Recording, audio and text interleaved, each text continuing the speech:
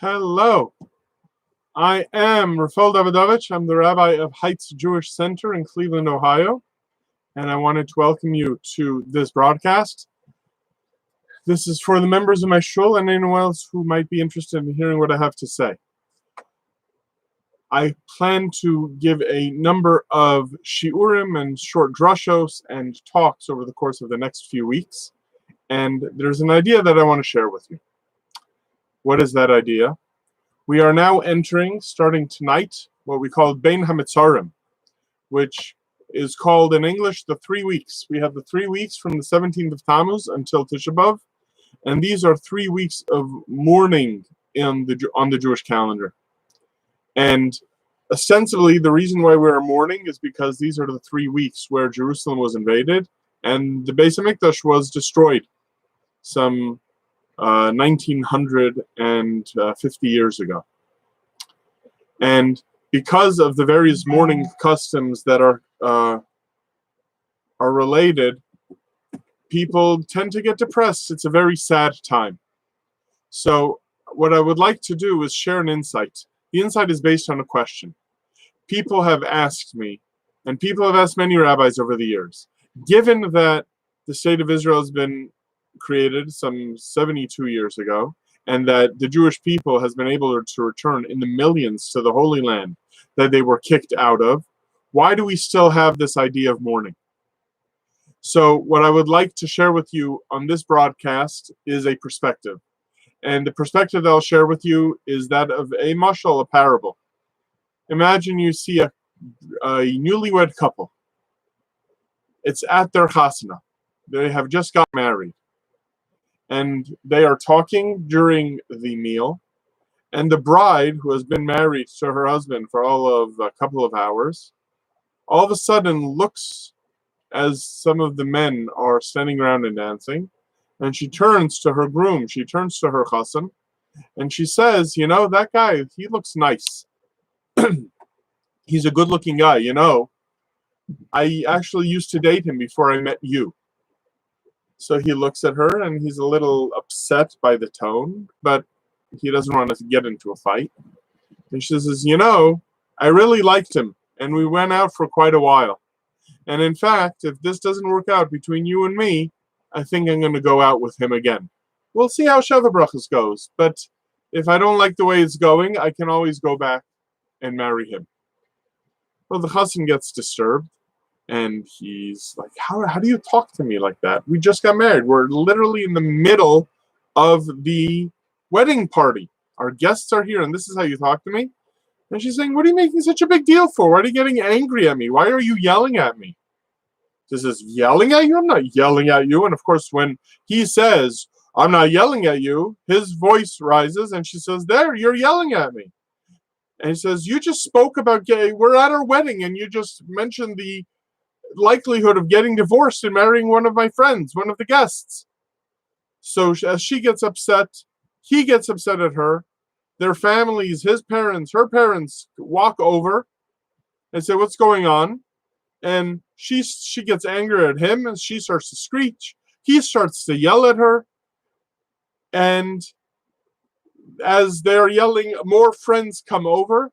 The chassan's family gets angry at the kala's family. Some of them actually start swinging fists at the other side. And then there are candles on the table. Somebody knocks over one of the candles. The table lights on fire. And all of a sudden, the wedding hall is engulfed in flames. The fire trucks start to come. People leave the wedding hall. And the wedding hall is burned down. Everybody is furious. Everyone is upset as they watch the fire. The next day, the owner of the wedding hall comes over to the kala's father and says, I feel terrible about what happened over here. The sprinkler system didn't work. And even though the firemen were able to come, the wedding hall was burnt down and is beyond just simple repair. We'll have to rebuild the whole thing. I want to apologize, but your plan under which you rented the hall had insurance, so the insurance will cover everything. You have nothing to worry about. The kala's father looks at the owner of the wedding hall and just says, what are you saying? So the wedding hall owner says, you know what, I'll come by later. I'll come by another day. Don't you worry about it. And not understanding why the Kala's father is upset, he leaves. 6 months later, he comes, knocks on the door, comes to the Kala's home, her parents' home, and says, I have wonderful news. Congratulations. She says, congratulations, what's going on? The wedding hall has been rebuilt. Look at this. I'll give you a tour. And he pulls out, nowadays we would say a phone, he pulls out an album and he says, you remember the wedding hall? Look how much more beautiful it is. The insurance money came in. This hall is more beautiful than ever. We have the new bridal suite, has many more amenities than it did before. All of the sprinkler systems are put in a much more efficient way. Our kitchen is larger, can accommodate many more meals. Look at the rooms, look at the dance floor. He's showing him all the pictures. Finally, the chassan, the Kala's father, says, what are you talking about? So the wedding hall owner says, what do you mean, what am I talking about? You rented the hall for your daughter's wedding, and the place burned down, and it was a disaster. I'm here because I want you to feel better, and I want to let you know that to make up for everything that went wrong, we are going to redo the whole affair. And everything, the catering is taken care of, gratis. It's for free. And everything, all the amenities, you have everything you want. The Kala's father looks at him and says, I'm sorry, but how can you be so dense? He says, what do you mean, how can I, what am I missing over here, sir? He says, we haven't seen the chassan since the night of the wedding. The place burns down. Do you know what caused the fire? The chassan and Kala got into a fight because my daughter, the fool, told her new husband that she was interested in one of his friends. They got into a fight.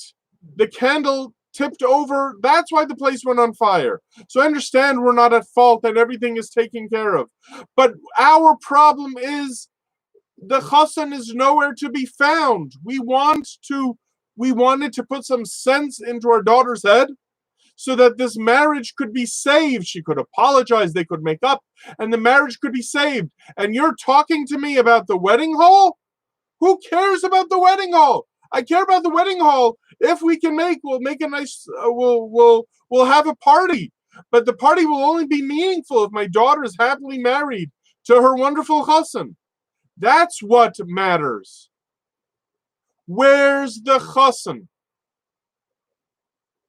So we can talk about how beautiful the wedding hall is, but what really matters is, are the chassan and Kala back together? And how do you show that the chassan and Kala are back together? What can you talk about? How can you talk about their shalom bayis? How can you talk about their good marriage, the life that they will share together? That's what we want to emphasize. So yes, the Jewish people have had a tremendous run of political success from one perspective over the course of the past 7 decades. But where's the chassan? And it's not just a matter of hoping to rebuild the Beis HaMikdash. Building the Beis HaMikdash is special because that is the home HaKadosh Baruch Hu shares with Klal Yisrael, with the Jewish people. Hashem is the chassan, and we have to ask, where is the chassan? So during these 3 weeks between Shavuot B'Tammuz, which is a fast day starting tomorrow morning, and Tisha B'Av, that is the question we should ask ourselves. How can we live our life with our chassan? And in this vein, we will focus over the course of the next 3 weeks, not just on what was lost, and focus on the loss itself, and that the wall was destroyed, or an idol was put up, or a Sefer Torah was burnt, or the various disasters that happened. And it's not only about rebuilding the material ruins, but renewing that relationship. That is why we mourn during these 3 weeks. And the mashal, the parable of the chassan, is such that we showed, right after the wedding, we showed that disloyalty to HaKadosh Baruch Hu on Shavuot B'Tammuz when we worshipped, when some of the Jewish people worshipped the golden calf. That is our task right now, to renew that relationship in any positive way we can. And that includes looking back, not at the negative things, but at the positive things. There's a practice that many have had over the course of the past 45 years or so of studying the halachos of building the Beis HaMikdash, not focusing on the Churban, but focusing on the building of the Beis HaMikdash, to understand how the Jewish people can have a renewed, healthy relationship with HaKadosh Baruch Hu. I'll leave that at that for now, and I hope to be in touch with you soon over the course of the next few weeks, and to continue to put up videos to communicate with you as much and as often as I can until we can all reunite together in Shul. And even after the Kehilos are back in Shul, I hope to continue to communicate with those of you who don't come regularly to Shul, or those of you who don't live nearby, so I can continue to share Torah with you and we can share Torah with one another. Have a good day, everyone, and have an easy fast.